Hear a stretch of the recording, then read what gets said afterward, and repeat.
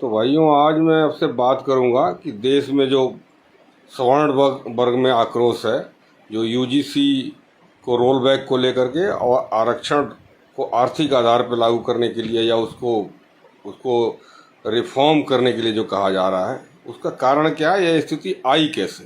क्योंकि आरक्षण कोई आज से तो है नहीं, आरक्षण तो बहुत दिनों से है। भाई, इसकी कहानी शुरू होती है 2024 से, क्योंकि 2024 का जो लोकसभा चुनाव होता है, उस लोकसभा चुनाव में बीजेपी को उत्तर प्रदेश में सीटें घट जाती हैं, और इतनी घट जाती है कि समाजवादी पार्टी की सीटें जो है बीजेपी से ज़्यादा आ जाती है। वो भी किस दौरान? वो तब जब उस समय श्री राम मंदिर का जो है जनवरी में उद्घाटन हुआ था। वो कुछ लोग कहते थे कि आधा अधूरा होगा, खैर जैसे भी हुआ था। मतलब कि जो कार्य पिछले 500 वर्षों से अधूरा था, वो कार्य मोदी सरकार में एक तरीके से पूरी तरीके से कंप्लीट हो गया। मतलब कि हिंदू समाज के लिए एक जो सब काला धब्बा था इतने दिनों से, जो इतने लोग, कितने पीढ़ियां चली गई देखते हुए कि राम मंदिर कब बनेगा उनके जन्म स्थान पे, उस स्थान पे मंदिर बन गया। ठीक है, उसके बावजूद भी लोकसभा 2024 के चुनाव में बीजेपी की सीट कम हो जाती है। अब उसका कारण क्या था?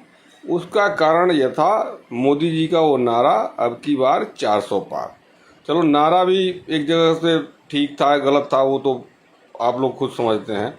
लेकिन उसके बाद जब कुछ बीजेपी के नेताओं ने ये बयान देना शुरू किया कि 400 जब आएगा तो हम संविधान बदल देंगे, तो संविधान में तो बहुत बदलाव होते रहे। ऐसा तो नहीं है कि संविधान में कोई पहली बार बदलाव हो रहा है। जब से संविधान बना है, समय समय पे जिस चीज़ की मांग रही है वो बदलाव होते रहे हैं। लेकिन विपक्ष ने भाई वहीं पे एकदम निशाना लगाया। अब विपक्ष ने जनता को, खासतौर पे जो मतलब पिछड़ा समाज है, दलित समाज है, उसको ये समझाने में लगभग कामयाब हो गया कि आरक्षण ख़त्म कर देंगे ये लोग। संविधान बदलने का मतलब आरक्षण ख़त्म कर देंगे, जबकि संविधान में तो बहुत सारी बातें हैं। वो मामला चल गया। अब वो लगभग जो है बहुत सारे प्रदेश में वो काम कर गया, जिसमें जो है उत्तर प्रदेश और महाराष्ट्र में खासतौर पे सीटें कम हो गई।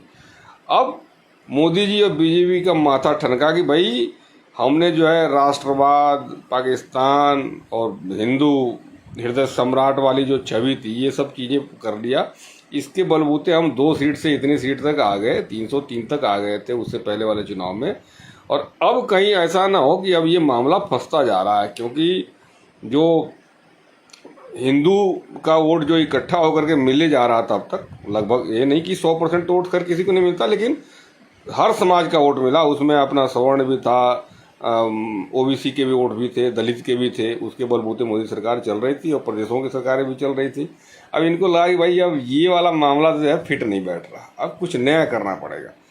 तो उनके अंदर जो एक दूसरी तरफ एक लहर चल रही, जात जनगणना, जिसकी जितनी संख्या भारी उसकी उतनी हिस्सेदारी, एकदम अचानक से ख्याल आया कि हम जो है कुछ ऐसा करते हैं जिससे कि इन वर्गों की लगे कि नहीं भाई, हम तो जो है आपके लिए ज़्यादा सोचते हैं, और हम जो है ज़्यादा बड़े समाजवादी, ज़्यादा बड़े अम्बेडकरवादी हैं इन लोगों के। तो अब चूंकि रिजर्वेशन में तो और क्या कर सकते थे, रिजर्वेशन में तो जितना होना था ऑलरेडी हो ही चुका है। टाइम टू टाइम बयान तो देते रहे कि कोई माई का लाल हाथ नहीं लगा सकता, और ये बात और वो बात, सारी चीज़ें। लेकिन अब मुद्दा क्या रह गया था? खाली अब ये रह गया था कि भाई अब और क्या नया किया जाए। फिर पता नहीं किस महापुरुष ने ज्ञान दिया, इन्होंने एक कमेटी बनाई। लोग तो कहते हैं कि कमेटी के अध्यक्ष दिग्विजय सिंह थे। कमेटी की रिकमेंडेशन क्या थी वो सरकार जाने और वो लोग जाने। इन लोगों ने क्या किया कि ये यूजीसी में जो बदलाव लाया, वो इसलिए दिखाने के लिए कि देखो भाई, SC/ST के लिए तो सारी चीज़ें है ही हैं, जब तक कुछ नया नहीं करोगे तब तक कैसे मामला बनेगा। और बीजेपी का सारा फोकस कहाँ था? ओबीसी वर्ग के वोटर पे।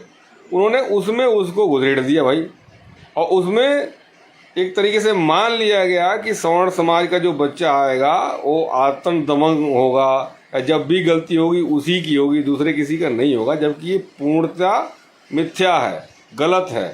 भाई, हर समाज में अच्छे भी लोग होते हैं, खराब भी होते हैं, दबंग भी होते हैं, कमज़ोर भी होते हैं। अब बच्चों के बीच में जो है इस तरह की चीज़ें लाना, अब बस यहीं से शुरू होता है कहानी इस बवाल की। नहीं तो आरक्षण पे तो इतने मुद्दों से चल रहा, लोग बार बार कहते रहते हैं जरूर कि भाई आरक्षण को आर्थिक आधार पे करो, आर्थिक आधार पे करो, सवर्ण में भी गरीब है उनको मिलना चाहिए, और जो है EWS मिल रहा है वो, उसके पीछे भी मैं दूसरे वीडियो में बताऊंगा कि वो क्यों दिया था मोदी सरकार ने। तो सब कुछ पहले से चला आ रहा था, बीच बीच में बातें उठ रही थी, लेकिन आंदोलन वाली नौबत नहीं आ रही थी।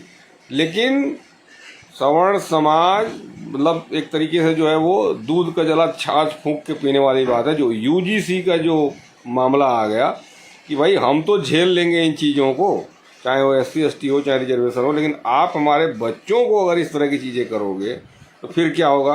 अगर आपको करना ही था कि यूनिवर्सिटी में, मैं ये नहीं कहता कि यूनिवर्सिटी कॉलेज में भेदभाव नहीं होते हैं या कमज़ोर बच्चों के साथ लोग प्रताड़ना नहीं करते हैं, बिल्कुल होता है, लेकिन आप ये मान के चल रहे हो कि इसी वर्ग का पीड़ित होगा, इसी वर्ग का जो है एक तरीके से अपराधी होगा, ये सोच गलत है।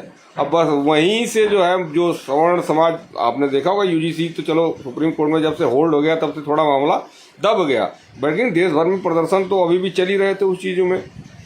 तो वही जो चिंगारी थी, वो चिंगारी जो है एकदम से काम कर गई और आज ये माहौल है। अब मोदी सरकार के लिए ना ये उगलते बन रहा है ना निगलते बन रहा है।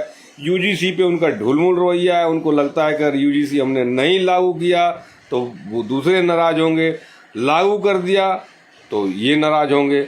लेकिन मेरा एक सुझाव है मोदी जी कि देखो, एक चीज़ देखो, आप जिस दलित वोट के लिए ये सारी चीज़ें करते हो वो दलित वोट के बहुत सौदागर हैं, विपक्ष की आप भी हो और विपक्ष की सारी पार्टियां हैं। लेकिन आपके पास एक जो बड़ा वोट बैंक था ना सवर्ण का, जिसमें एक जाति नहीं तमाम तरह की जातियां मिल करके, वो भी एक मोटा परसेंटेज है। मुझे तो लगता है कि अगर इसको देखा जाए तो वो बेशक लोग 15% कहते हैं, लेकिन वो 15% नहीं है भाई। मुझे लगता है कि वो सबसे बड़ा चंक है। जैसे मुस्लिम वर्ग का एक बड़ा चंक है, वैसे ही वो एक चंक है। और शायद कहीं ना कहीं, जबकि इस वोट के वो सौदागर नहीं है, वो कोशिश जरूर करते हैं लेकिन वो उनका फोकस उधर ही रहता है। लेकिन आपने, वही बात है कि आपने जो है ना उधर के चक्कर में इधर का गंवाने के कगार पे लगभग आप पहुंच चुके हो। अब जो खाई आपने खो दी है उसमें आप खुद गिरोगे। इससे ज़्यादा मैं कुछ नहीं कह सकता। इसका समाधान तो अब मुझे भी समझ में नहीं आ रहा कि आप क्या करोगे। आप ना उगल सकते हो ना निगल सकते हो। अब तो ये वक्त ही बताएगा कि अब इस पर क्या होगा। इसलिए कहते हैं कि बहुत ज़्यादा चालाकी नहीं दिखाई जाती है।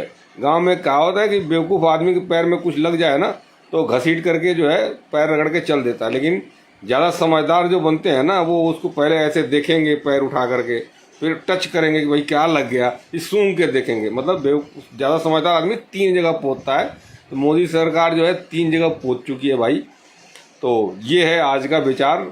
और मेरे भाइयों, अगर आपको लगता है कि मेरी बात सही है, सही एनालिसिस मैंने किया है, तो मैं बिल्कुल आप लोगों के बीच का एक सामान्य आदमी, कोई बड़ा पत्रकार नहीं हूँ, कोई सेलिब्रिटी नहीं हूँ, किसी पार्टी का नेता नहीं हूँ, ना मेरा किसी पार्टी से कोई ताल्लुकात है। अगर आपको लगता है कि मेरी बात सच है, आप कमेंट करके बताना ज़रूर, क्योंकि मैं इंसान हूँ, मेरी भी एक विचारधारा हो सकती है, लेकिन